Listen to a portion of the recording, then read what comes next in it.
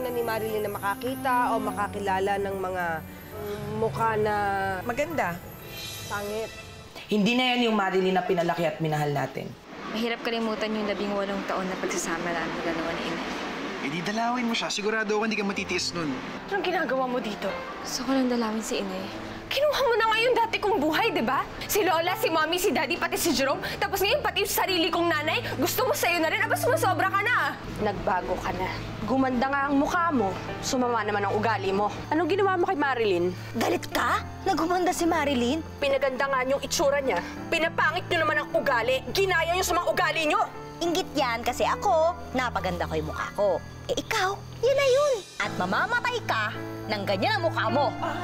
Ah, ganon. Oh. Foul ka na. Ayun, kaya yung mukha mo pinagmamalaki. Ay! Hala! Yan mo! Huwag naman. Ibalik ko kaya yung mukha mo dati, ha? Kalma lang, kalma lang. Chill, Mars. Pero mayabang talaga. Agree ako dyan, mayabang. Mami! Nay! Nay! Mami! Bitawan niyo po yung nanay ko! Mami! Mami, okay ka lang ba? Pwede ba umalis na lang kayo? Marilyn! Hindi na kami guluhin! Marilyn. Parang away na po. Umalis na lang kayo. Ika na, Mars. Hayaan mo yan, Mars. Kalma si... Oo, eh. Yabang. Sa'yo, eh. Ayos po ba kayo?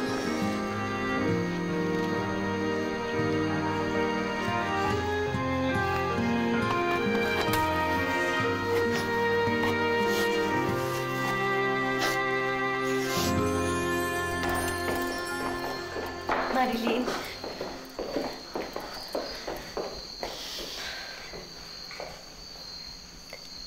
Salamat pinagtanggol mo ko kanina. Alam mo, kahit kailan hindi ko naramdaman na itinuring mo akong tunay mong ina. Pero kanina nung pinagtanggol mo ko, naramdaman ko na kahit paano, tinuturing mo ako na tunay mong ina.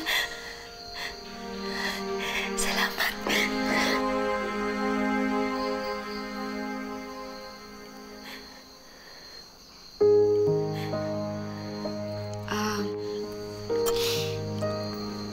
Sige po, mauna na rin po ako matulog. Napagod rin po ako buong araw eh. Good night po, Mami.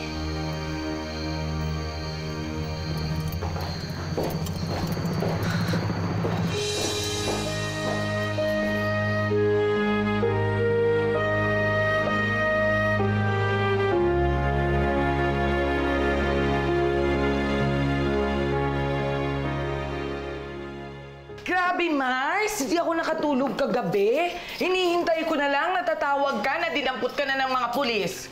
Grabe! Kaloka!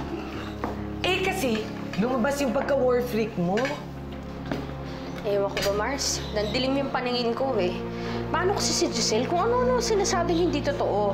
Eh dapat tatakutin ko lang para maintindihan niya yung pinupunto ko. Kung naiintindihan niya yun, mudmulin mo ba naman yung mukha sa barbecuehan? Di ko naman maintindihan kasi, Mars, bakit kailangan nilang baguhin si Marilyn at igaya sa mga katulad nila? Nga eh, tama ka rin dun eh. Ay, Si Marilyn na naman.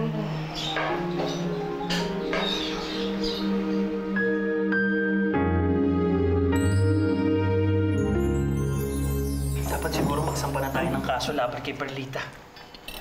Great idea. I like that idea. Okay. Simulan na natin. Isampa na natin ang TRO against them, mga 10 kilometers away, para hindi na sila talaga makalapit sa atin. Lola, pwede po wag na lang po. Ano? Anong wag na? Eh, muntik na niyang barbecuehin yung mukha ko. Dapat parusahan yun. Naisip ko lang po kasi, kung gagawin natin yon, di ba po mas lalala yung away sa pagitan ng dalawang pamilya? She has a point there. Oo nga naman, kapag ginawa natin yung TRO, eto na naman si Darlene, makikiusap, iiyak, maninikluhod, magmamakaawa. Okay, fine.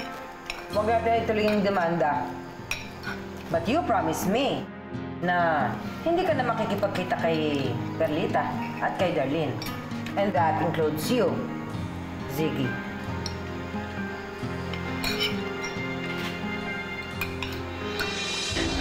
Ilang beses ko ba kasing sasabihin sa inyo, Nay?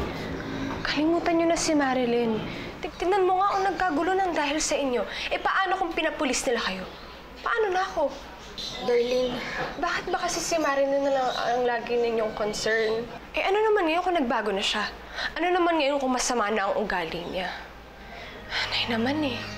Ilang beses ko ba kailangan sabihin sa inyo? Hindi niyo na anak si Marilyn. Darlene, huwag ka na magalit. Si Marilyn mismo nagsabi kay Perlita na wag na siyang babalik sa resort. O, tignan mo na yun. Siya na mismo ang nagsabi. Kaya kung pwede, tigilan niyo na yung kahibangan ninyo kay Marilyn. At please, huwag na kayong pupunta sa mga Carbonel. oo, anak. Nay, hindi niyo naman kailangan si Marilyn. Nandito naman ako eh. Ako yung anak ninyo. Ako na lang yung mahalin ninyo. Mahal naman kita, anak.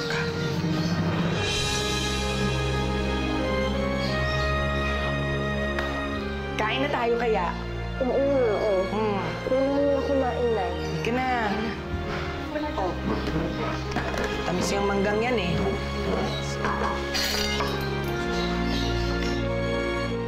Kasi hindi pa rin nade-deposit yung pinapadeposit ko. Last week pa yun, hindi ba? Sorry po, sir. Paano yan? Ziggy? Malalate tayo sa misa. Ando na sila mama sa simbahan. Tara. Basta bukas ng umaga, ha? First thing in the morning. Ako, sir. Ano yan, ha? Sir, saan po ba i-deposit tong account ni Miss Darlene dun sa bago? Doon po ba, sir? Sinasabi ko na nga, be. Binibigyan mo pa rin ng pera si Darlene. Kasi mamaya na tayo mag-usap.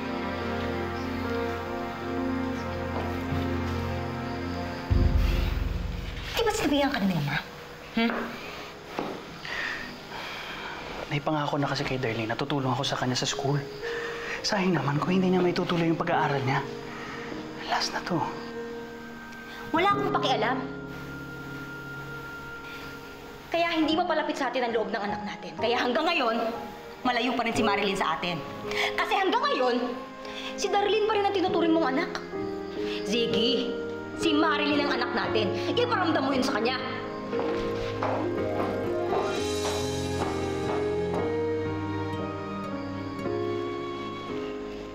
Dapat sundin mo na yung lola mo para matahimik na kayong lahat.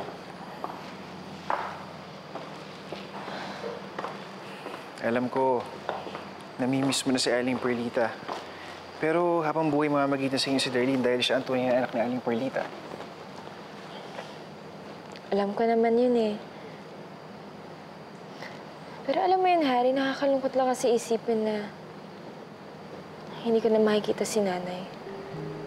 Eh, may nanay ka pa naman eh. Siguro dapat bigyan mo na lang chance si Tita Giselle. Kagaya na pagbigay mo sa akin ng chance.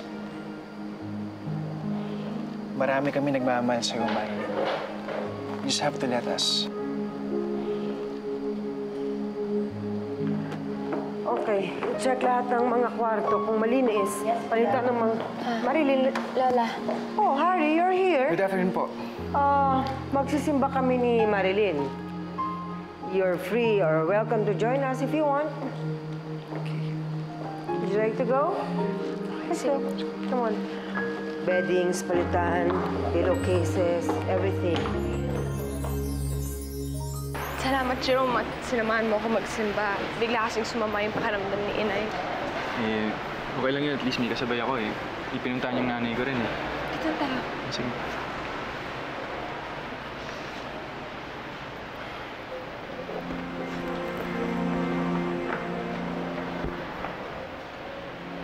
Lola mo.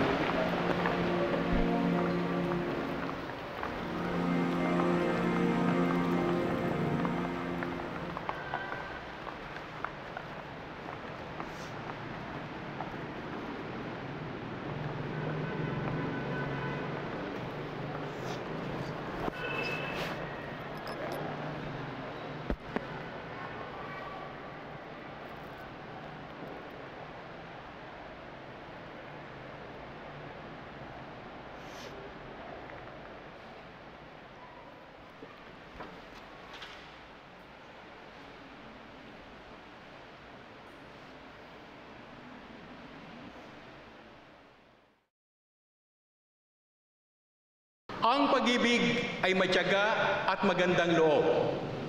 Hindi maiinggitin, hindi mayabang, ni mapagmataas.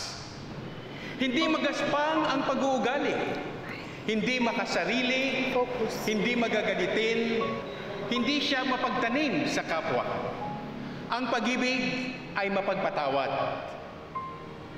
Ito ay mapagtiwala, puno ng pag-asa, at mapagtiis hanggang wakas.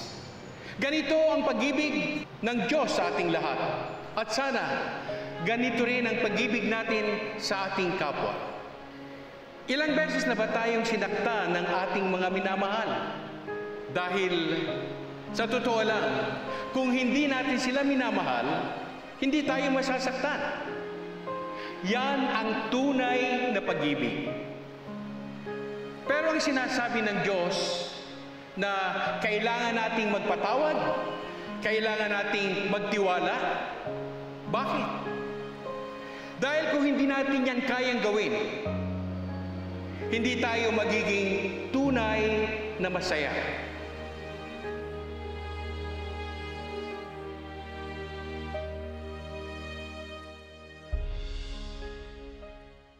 I like your sermon today, Father. Thank you.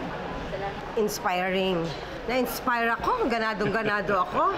Parang gusto kong to go to some places wherein I can help people. That's it. So I'll see you again, Father. Thank you so much. Thank you very much. God bless. Welcome. Uy, Darlene! Nagsisimba ka?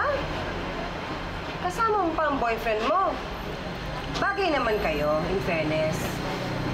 Mali ko kayo nang iniisip.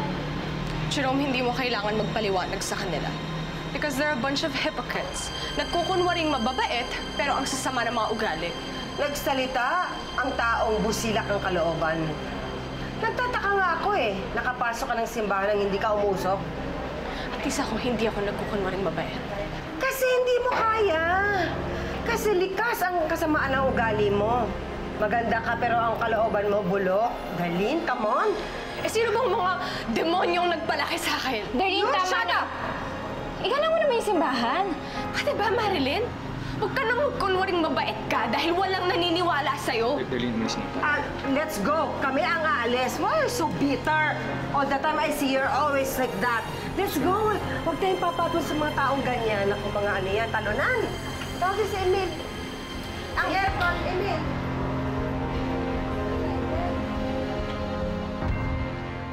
Hindi kasi kayo nagsisunod sa simbahan. Ang tatamad niyong sumimba.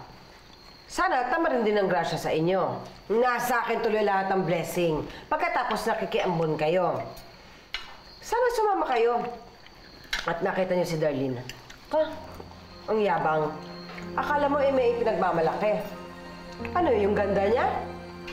Maganda nga siya, dukha pa rin. Hindi katulad ni Marilyn. Ang ganda na, mayaman pa. Hello! Is anybody home? Parang ako lang nakikinig sa mga sinasabi ko. Lala, may lahat niya po pala kami ni Harry. Mauna na rin po kami. Thank you po sa dinner. I still have a lot of work to do. Excuse me. Giselle, dapat sumama ka. Sure. Sakit ho yung ulo ko. Matutulog na ho muna ako. Good night po.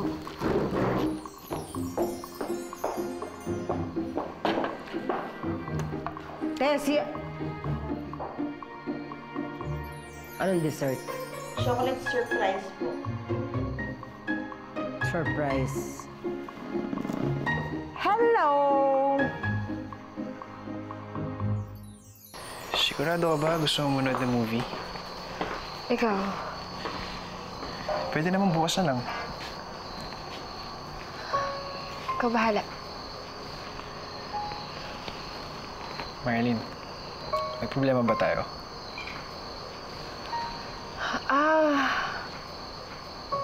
Wala, Harry. Ano lang, masama lang yung pakiramdam ko. Yun lang ba? Simula na nagkita tayo nila Jerome sa simbahan, hindi ka na nagsalita. Si Jerome ba ang dahilan?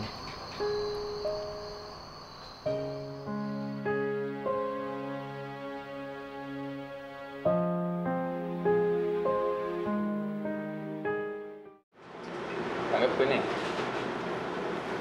Tanggap ko na meron na siyang iba, pero kailangan pa rin namin magkita.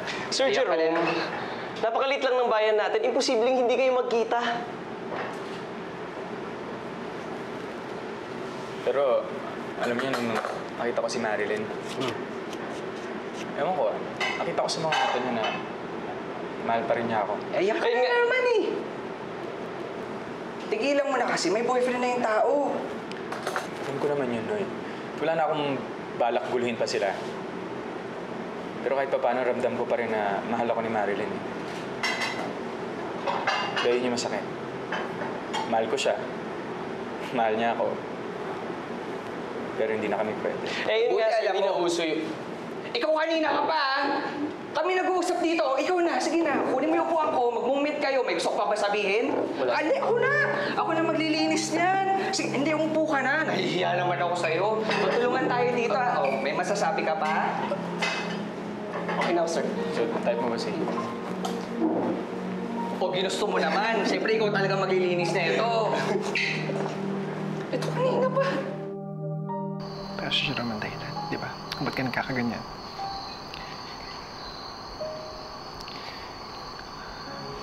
Hari, pwedeng... Huwag mo natin pag-usapan si Jerome. Lagi kang ganyan. Ayaw mo lagi pag-usapan, lagi kang umiiwas. Kailangan mong harapin yung nararamdaman mo, Marilyn. Ayoko! Ayoko! Pero mahal mo siya, di ba? Hari, ikaw ang boyfriend ko ngayon. At nangako ako sa'yo na mamahalin kita. At yun ang gagawin ko. Hindi mo papayag. Marilyn, sinubukan natin. Pero hindi talaga eh. Susunod talaga yung mahal mo.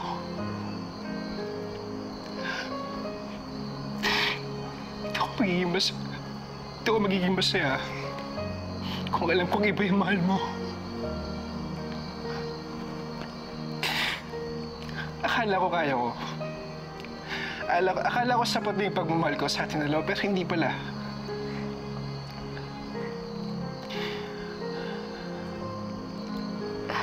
Maling mahal na mahal kita. Kaya pinapalaya na kita. Hari.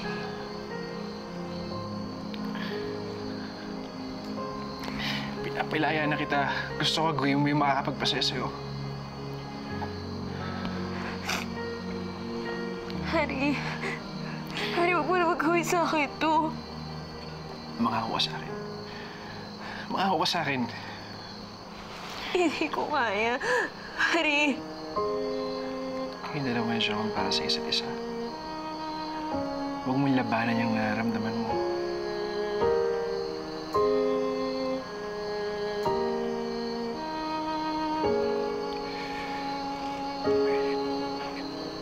Marilyn, mahal na mahal kita.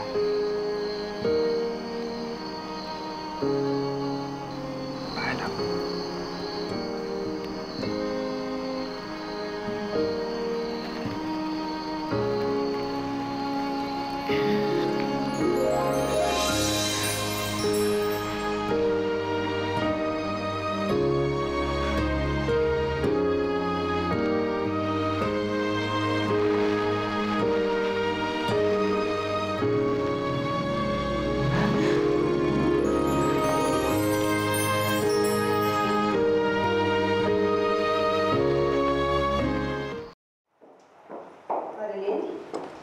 Marilyn, what's wrong?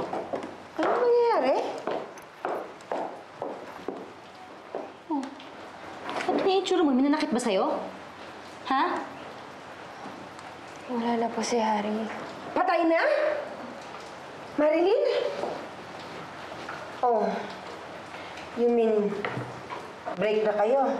Split na kayo, ganon? Yun lang naman pala. Don't you worry. Actually, ayoko naman talaga yung hari na yun for you. Somewhere out there, there's a better guy for you. Waiting.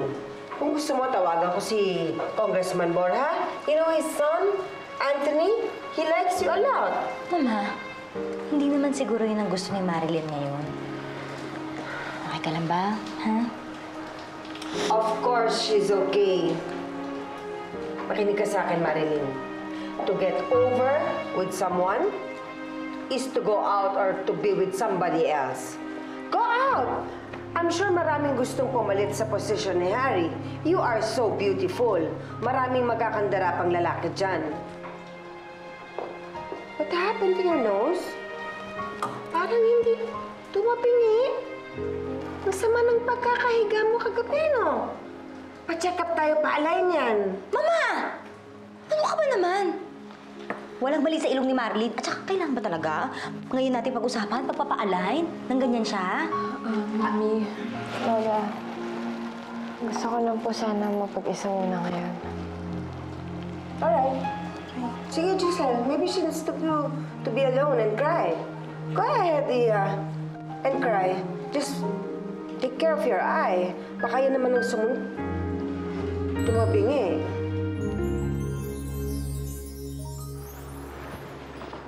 Punti na naman, gagawin nito. Bro, nandiyan ba si Jerome? Jerome? Sama ka sa akin. Jerome, hinahanap ka nung karibal mo, nung bisita mo. Sige, usap na kayo. Thank you. No, Ari, ang kailangan mo dito? Si Marilyn, kailangan ka na. Ano ba sinasabi mo? Di ba ikaw ang boyfriend? Wala na kami. Ano? Bakit? Dahil ikaw pa rin yung mahal niya. Ikaw pa rin yung mahal ni Marilyn.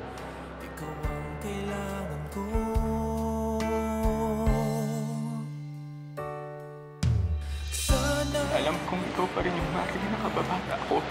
Na mahal. Na mahal ko. Jerome, mahal na mahal pa rin kita. Eh, ganun naman kami ni Jerome eh. Nag-aaway, nagbabate, tapos mag-aaway ulit. Pero in the end, kami pa rin yung magkasama. Oh my God! Kayo na ba ni Jerome?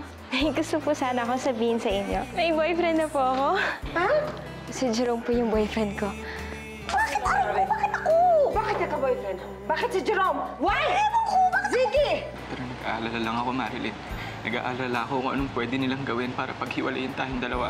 Kung inaakala niya na iginuhit niya lang sa kapalaran niya, na isang karbone lang mapapangasawa niya, nagkakamali siya.